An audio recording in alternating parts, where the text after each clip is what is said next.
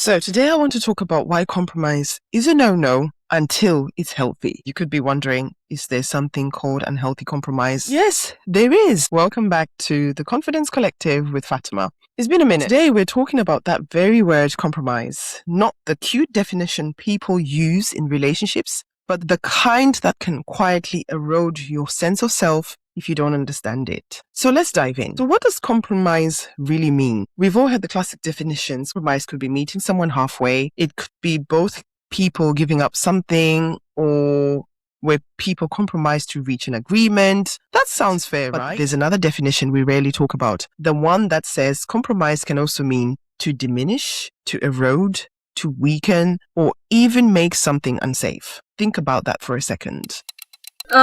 A building that's compromised is dangerous. A mission that's compromised is at risk. A person who compromises their integrity loses something essential: trust, credibility, loyalty. So yes, compromise is mutual agreement, but compromise can also be self-abandonment dressed up as being easygoing. People can compromise themselves. And most women, especially Black women who've been conditioned to hold everything together, know exactly what that feels like. Can you imagine if there's a trope like the angry Black woman that stops you speaking up for yourself? Or any other tropes about Black women that can just silence you, pushing you into a corner to compromise? So, can compromise become harmful? Well, let's talk about the moments compromise doesn't serve you. And you get to decide. Think about when you're silenced, when your needs don't matter, when someone uses guilt, manipulation, or fear to get their way, when you're the only one bending and the other person never moves. Whew. When you give up your truth just to keep the peace, that's not compromise. That's domination. That's coercion. That's a violation of your emotional safety. And sis, you were never created to live in that version of yourself. All I can say is it's all one-sided.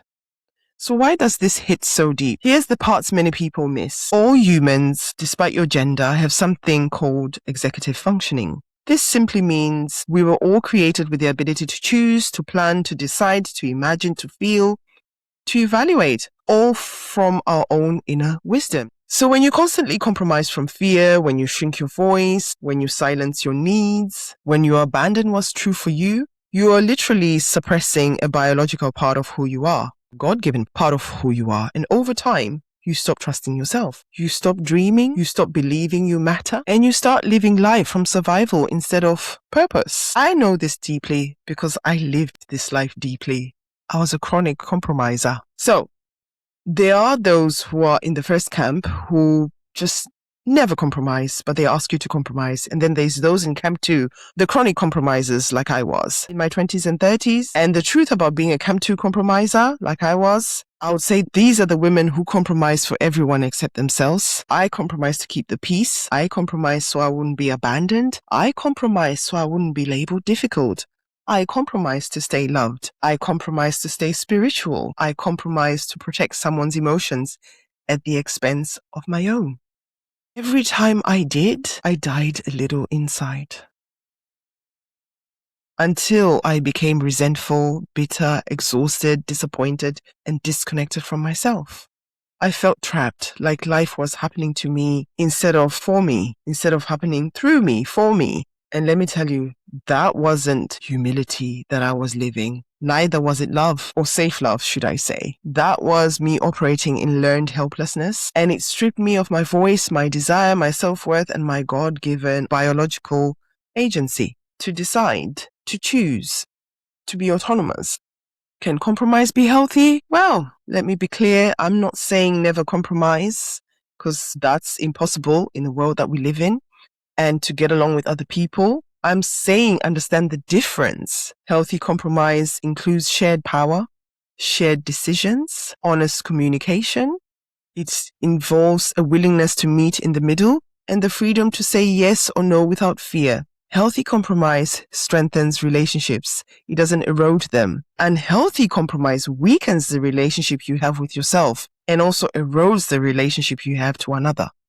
And the difference there is coming from authenticity. If your yes isn't true, it's not compromise, it's self-betrayal. So how did I break that pattern from being a Camp 2 chronic compromiser? So I can tell you, I didn't wake up empowered. I worked for it. Here's how I began reclaiming my agency.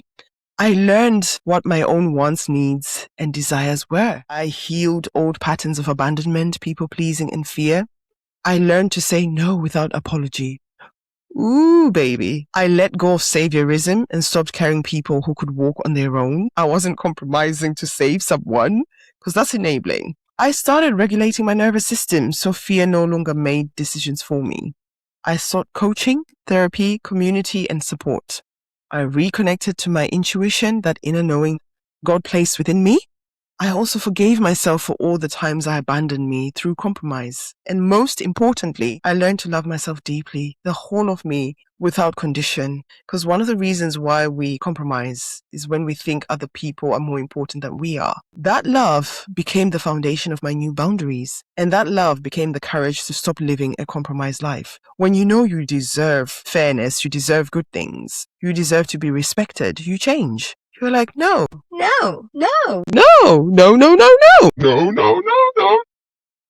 Yes. Your individuality, your truth, your dreams, your peace. And it should never require you to shrink your God-given power just to make someone else or others feel comfortable. What you want matters. There's a reason why you want it. What you need matters. There's a reason why you need it. Who you are matters. Most of all, who you are matters. Your voice matters. Your desires are not a burden. They are guidance to moving in authenticity. And it's very important for me that I talk about this because in situations where people say, well, I had to compromise for, let's say, country-specific reasons. No, that's not compromise. That's people who have to make decisions out of survival. That's different.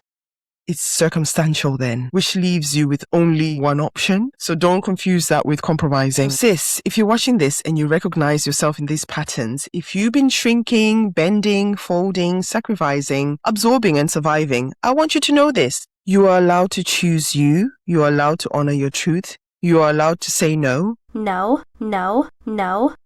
You are allowed to disappoint others and still be worthy of love. You are allowed to rebuild a life that feels aligned, whole, and true. And you don't have to do it alone. You can do it alone, but you don't have to do it alone, especially when you're growing the wings to fly. If this message touched something in you, comment below with your biggest takeaway. I love reading and hearing what resonates with you. Share this video with a sister who needs this reminder. If you're ready to heal these patterns by stepping into your confidence and reclaiming your voice, come join the Confidence Collective or book a one-to-one session with me. All the links are in the description below. I also have a free confidence archetype quiz. I've got free guides that you can download. Remember, your voice deserves space. Your desires deserve to be honored. And your life deserves to be lived unapologetically. I'm Fatima, your confidence coach. And I'll see you in the next video. And thank you so much for listening. Remember to like, remember to share, remember to subscribe. Take care, sis. Bye. And subscribe, for the algorithm loves it.